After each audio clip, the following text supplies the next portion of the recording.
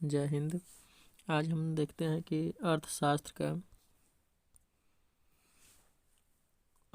में इससे पहले हम एक वीडियो डाल चुके हैं जिसमें 1 और 2 अध्याय का पूरा व्याख्या है, ठीक है ना।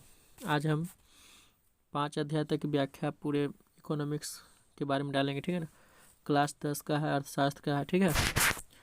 1 से 2 अध्याय तक पिछले वीडियो में डाल चुके हैं, आप देख लीजिएगा। अच्छा लगे तो वीडियो को लाइक और शेयर कीजिएगा और चैनल को सब्सक्राइब कीजिएगा, ठीक है। आज हम 3 अध्याय, 4 अध्याय और 5 अध्याय के बारे में बताएंगे, ठीक है। व्याख्या है। पहला क्वेश्चन है, मुद्रा क्या है। तो मुद्रा हुआ है जो मुद्रा का कार्य करती है। परिभाषा कौन दिया था? हर्टेल बिट्स ने दिया था, ठीक है। यह मुद्रा हुआ है जिसे सामान्य स्वीकृति प्राप्त। यह कौन दिया था? सेलिंगमैन। जो मन है वो याद कीजिए, ऊपर वाला याद लीजिए, लिखिए, ऊपर वाला रखिए याद या नीचे वाला, ठीक है ना। परिभाषा मुद्रा। अब मुद्रा का विकास कैसे हुआ सो देखिए। पहला था वस्तु विनिमय प्रणाली, दूसरा था वस्तु मुद्रा, तीसरा था धात्विक मुद्रा, चौथा था सिक्का, उसके बाद पत्र मुद्रा, उसके बाद आया पत्र मुद्रा, शाख मुद्रा, प्लास्टिक मुद्रा में जो एटीएम है और क्रेडिट कार्ड आ गया, ठीक है। अब देखिए ये है ऑटोमेटिक टेलर मशीन, ये एटीएम का फुल फॉर्म, ठीक है। अब ये है क्या सो देखिए।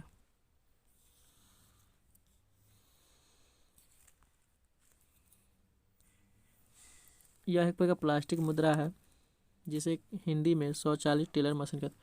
यह 24 घंटे रुपये निकालने या जमा करने की सेवा प्रदान करते हैं। इसमें 4 नंबर का गुप्त पिन होता है जो किसी के साथ साझा नहीं किया जाता है। डाल भी सकते रुपये और निकाल भी सकते हैं, इसी को कहते हैं एटीएम, ठीक है। अब मुद्रा का लाभ क्या है सो देखिए। मुद्रा से उपभोक्ता को लाभ मिलेगा, उत्पादक को लाभ मिलेगा, वस्तु विनिमय जो भी कठिनाई था उसको निराकरण हो गया, पूंजी की तरलता मतलब ज़्यादा पूंजी का लेन देन होगा, पूंजी की गतिशीलता बढ़ेगा, पूंजी निर्माण होगा, बड़े बड़े उद्योग की मुद्रा बनेगा और आर्थिक प्रगति और सामाजिक कल्याण भी होगा। किसका काम है? मुद्रा का, ठीक है। आगे देखते हैं।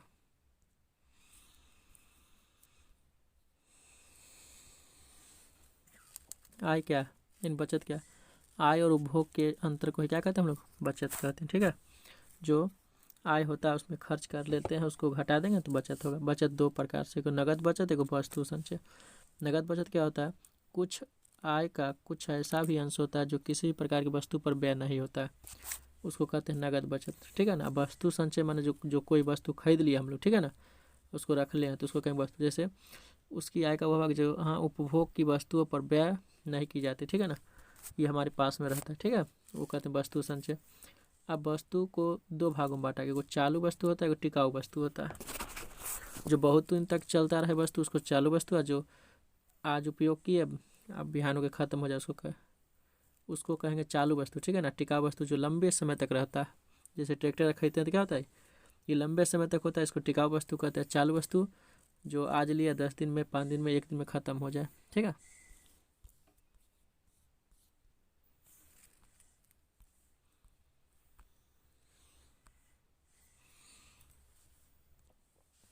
अब चालू वस्तु, कुछ वस्तु ऐसी वस्तु जिनका क्षणिक या तत्काल उपभोग करते हैं उसको चालू वस्तु कहते हैं। और टिकाऊ वस्तु कुछ ऐसी वस्तु होती है जो उत्पादन के कार्य में प्रयोग की जाती है और उसे टिकाऊ वस्तु कहते हैं। अब देखिए साख क्या? साख एक विनिमय का कार्य है जो एक निश्चित अवधि के बाद भुगतान करने के बाद क्या होता है, पूरा होता है, उसको क्या कहेंगे? साख। ये पूछता है, ठीक है ना। अब साख का आधार क्या क्या है? विश्वास है, चरित्र है, चुकाने की क्षमता है, पूंजी एवं संपत्ति है, ऋण की अवधि है। ये सब देख के तब क्या देगा आपको? साख मिलेगा, यानी कोई रुपया देगा या पैसा देगा। अब साख और मुद्रा में क्या अंतर है? तो मुद्रा को कानूनी मान्यता प्राप्त होता है जबकि साख पत्रों को कानूनी मान्यता प्राप्त नहीं होता। अब साख पत्र 8 प्रकार के होता है, ऑब्जेक्टिव में पूछता है। चेक, विनिमय बिल, बैंक ड्राफ्ट, हुंडी, प्रतिज्ञा पत्र, यात्री चेक, साख प्रमाण पत्र, पुस्तकीय साख, ठीक है। अब देखिए विनिमय के क्या रूप है? 2 रूप है, ठीक है ना, वस्तु विनिमय प्रणाली और मौद्रिक विनिमय प्रणाली।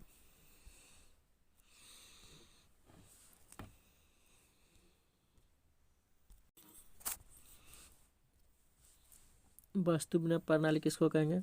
वैसी प्रणाली जिसमें वस्तु की खरीद बिक्री वस्तु से की जाती है उसे वस्तु विनिमय प्रणाली कहते हैं। मौद्रिक विनिमय प्रणाली वैसी प्रणाली जिसमें वस्तु की खरीद बिक्री मुद्रा से की जाती है उसे मौद्रिक विनिमय प्रणाली कहते हैं। अब देखिए वस्तु विनिमय प्रणाली में बहुत ज़्यादा कठिनाई हुआ। क्या हुआ? आवश्यकता के दोहरे सहयोग का अभाव है, मूल के सामान्य मापक का अभाव है। अब कोई वस्तु कितना का है कैसे मापेंगे, ठीक है। मूल संचय का अभाव है, इसको हम लोग संजोग के रख नहीं सकते हैं। विभाजन का अभाव है, अब इसको हम लोग दो भाग में बांट नहीं सकते वस्तु में।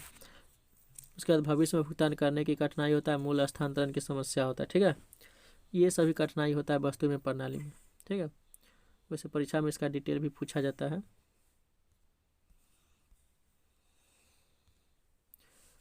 अब मुद्रा के 4 महान कार्य, माध्यम, मापन, गलती लिखा गया, ठीक है, संचयन, भुगतान। साख के 2 पक्ष होते हैं, ऋणदाता और ऋणी। तो ऋणदाता किसको, जो ऋण देता है उसको ऋणदाता कहते हैं, जो लेता है उसको क्या कहते हैं, ऋणी कहते हैं, ठीक है। विश्व के विभिन्न देशों की मुद्रा देखिए। भारत की मुद्रा क्या है, रुपया। पाकिस्तान में भी रुपया होता है, बांग्लादेश में टका होता है, नेपाल में रुपया होता है, अमेरिका में डॉलर होता है, इंग्लैंड में पाउंड होता है, रूस में रूबल होता है, सिंगापुर में डॉलर होता है, अफगानिस्तान में अफगानी होता है, ईरान में रियाल होता है, इराक में दिनार होता है, स्वीडन का क्रोना होता है। लगभग यहाँ तक समझ गए होंगे, ठीक है।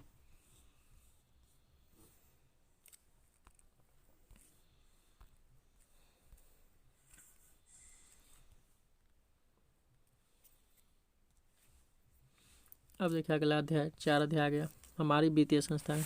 अब वित्तीय संस्था क्या है, देश या राज्य की एक ऐसी संस्था है जो लोगों की आवश्यकताओं को पूरा करने हेतु साख एवं मुद्रा का संबंधी कार्य का संपादन करे, उसको क्या कहेंगे, वित्तीय संस्था। कि देश की केंद्रीय बैंक रिजर्व बैंक है, जिसको आरबीआई कहते हैं, ठीक है ना। इसकी स्थापना 1935 में हुआ था, ठीक है ना, 1 अप्रैल का हुआ था। सरकारी वित्तीय संस्था क्या है, सरकार के द्वारा स्थापित और संपोषित वित्तीय संस्था जो सरकारी वित्तीय संस्था कहलाती है, जैसे state bank of India, central bank, Punjab national, ये सब है। अर्ध सरकार क्या है, वैसी वित्तीय संस्थाएं जो सरकार के केंद्रीय बैंक के निर्देश में चलाए जाते हैं, उसके मापदंडों पर समाज के लोगों को वित्तीय आवश्यकता पूरा करते हैं, जैसे क्षेत्रीय ग्रामीण बैंक, राज्य कोऑपरेटिव बैंक, ये सब क्या अर्ध सरकारी है, जो आरबीआई के निर्देश पर क्या करता है, ये काम करता है, ठीक है।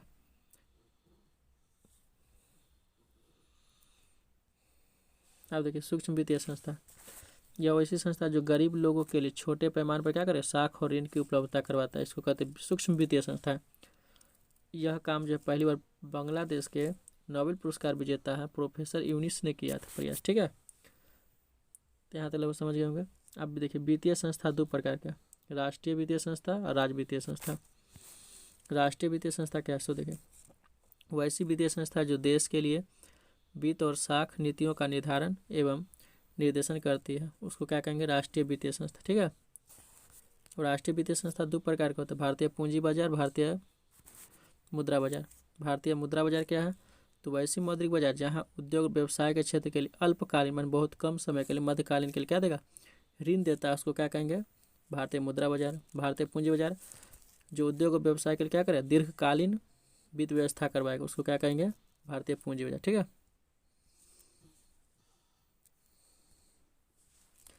भारत में 3 प्रकार के बैंकिंग व्यवस्था की गई, केंद्रीय बैंक, वाणिज्य बैंक, सरकारी बैंक, ठीक है। अब वित्तीय संस्थाएं किसी भी देश के लिए क्या होता है, मेरुदंड माना जाता है, ठीक है ना। जिस देश का जितना अच्छा रहेगा उतना ही अच्छा होता है। अब दलाल स्ट्रीट क्या है, सो देखिए मुंबई के जिस जगह पर पूंजी बाजार का प्रधान क्षेत्र होता है उसको क्या कहेंगे, दलाल स्ट्रीट, ठीक है। यानी मुंबई में एक जगह है जहाँ पर पूंजी बाजार कहलाता है, उसको कहते हैं दलाल स्ट्रीट। भारत की वित्तीय राजधानी कहाँ है, मुंबई। वैसे राजधानी पूछे तो कहाँ होगा, नई दिल्ली। बिहार की अर्थव्यवस्था कृषि पर आधारित, ठीक है ना, मुख्यतः कृषि, गलती लिखा मुख्यतः होगा। यहाँ 87% जनसंख्या गांव में निवास करती है। करीब 75% लोग कहाँ होते हैं, प्रत्यक्ष अप्रत्यक्ष कृषि पर निर्भर होते हैं, कहाँ के, बिहार के। अब देखिए राज्य स्तरीय वित्तीय संस्था, वैसी संस्था है जो राज्य के लिए वित्त का आवश्यकताओं की पूर्ति करता है, ठीक है, उसको राज्य वित्तीय संस्था। ये भी 2 प्रकार, गैर संस्थागत, संस्थागत। अब गैर संस्थागत में कौन कौन आता है, सो देख लेते हैं।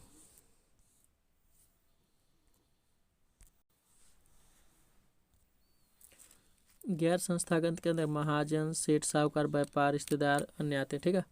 जबकि संस्थागत के अंतर्गत सरकारी बैंक, प्राथमिक सहकारी समिति, भूमि विकास बैंक, व्यावसायिक बैंक, क्षेत्रीय बैंक, नाबार्ड, ये सब आते हैं। क्षेत्रीय ग्रामीण बैंक की स्थापना 1975 में किया गया था। इसकी संख्या अभी कितना, 196। राष्ट्रीय कृषि ग्रामीण विकास बैंक को संक्षेप में नाबार्ड कहते हैं, ठीक है, याद रखिएगा। राष्ट्रीय कृषि और ग्रामीण विकास बैंक को संक्षिप्त में क्या कहते हैं? नाबार्ड। व्यावसायिक बैंक के बहुत निम्न कार्य है। पहला, जमा राशि स्वीकार करेगा, ऋण प्रदान करेगा, सामान्य उपयोगिता संबंधी कार्य करेगा, एजेंसी संबंधी कार्य करेगा। ये मुख्य कार्य है। ठीक है, पूछता है व्यावसायिक बैंक के क्या कार्य? 4 को मुख्य कार्य है।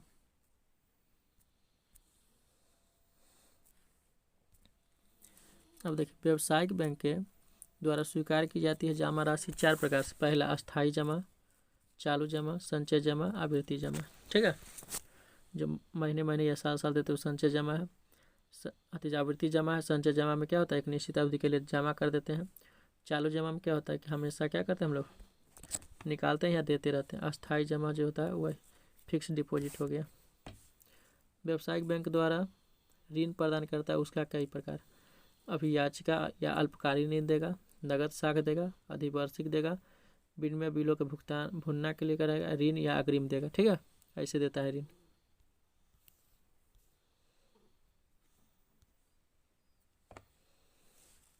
अब व्यावसायिक बैंक द्वारा ग्राहकों को प्रदान की जाने वाली अन्य सुविधा भी है, जैसे यात्री चेक, प्रमाण पत्र जारी करना, लॉकर की सुविधा, एटीएम की सुविधा, क्रेडिट कार्ड, व्यापारिक सूचनाएं, ये सब देता है। अब सहकारिता क्या है? देखिए, वह संगठन है जिसके द्वारा 2 या 2 से अधिक व्यक्ति स्वेच्छापूर्वक मिलजुल कर क्या करेगा?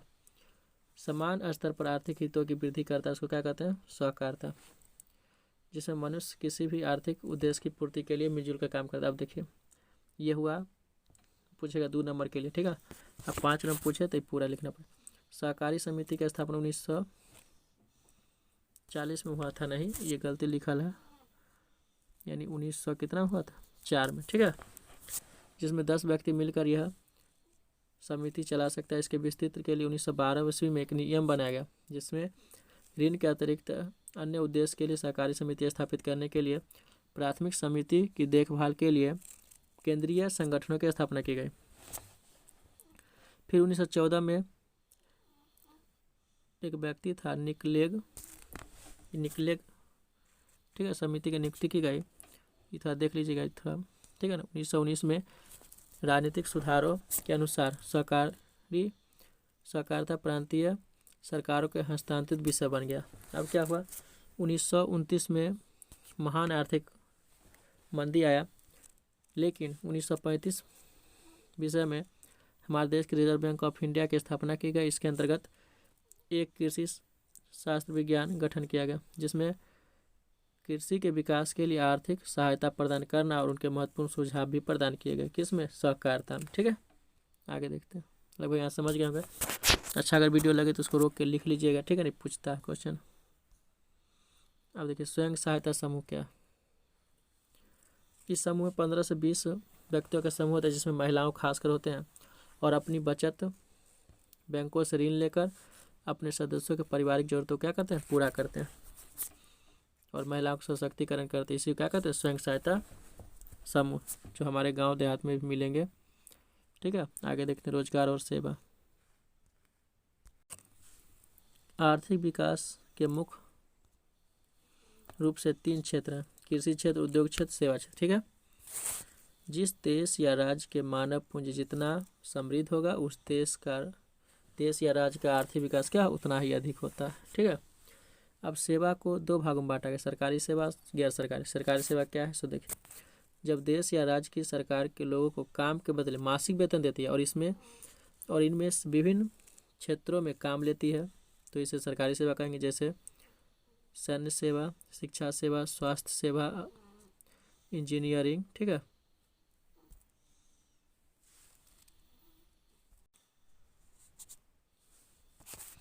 अब देखिए बैंकिंग सेवा है। अब गैर सरकारी सेवा क्या है? जब सरकार अपने द्वारा संचालित विभिन्न कार्यक्रमों में गैर सरकारी संस्थाओं के सहयोग से लोगों तक पहुंचाने का काम करती है, अथवा लोग स्वयं अपने प्रयास से ही ऐसी सेवाओं का सृजन से लाभान्वित होते हैं, तो उसको कहते हैं गैर सरकारी सेवा। ठीक है, अब आउटसोर्सिंग क्या है? बाह्य स्रोत। जब बहुराष्ट्रीय कंपनी या अन्य कंपनी संबंधी नियमित सेवाएं स्वयं अपनी कंपनी के बजाय किसी बाहरी या विदेशी स्रोत या संस्था या समूह से प्राप्त करती है, तो उसी को क्या कहते हैं? आउटसोर्सिंग या बाह्य स्रोत कहेंगे। ठीक है, अब देखिए, बीमारू राज्य में कौन कौन राज्य आते हैं? मध्य प्रदेश है, बिहार है, उड़ीसा है, राजस्थान है। ठीक है ना, अब इसमें से दे देगा 4 ऑप्शन में से कोई एक तीसरा कहेगा इसमें से कौन नहीं है। ठीक है ना, तो टिक लगाना होता। आगे देखिए, मानव पूंजी के प्रमुख घटक है, पहले चाहिए भोजन, तब चाहिए वस्त्र, आवास, तब स्वास्थ्य, तब शिक्षा। ठीक है, 5 घटक है। अब आधारभूत ढांचा या बुनियादी सुविधा क्या, तो वैसे सुविधाएं बताएं, गलती लिखा है, सुविधाएं होगा। ठीक है ना।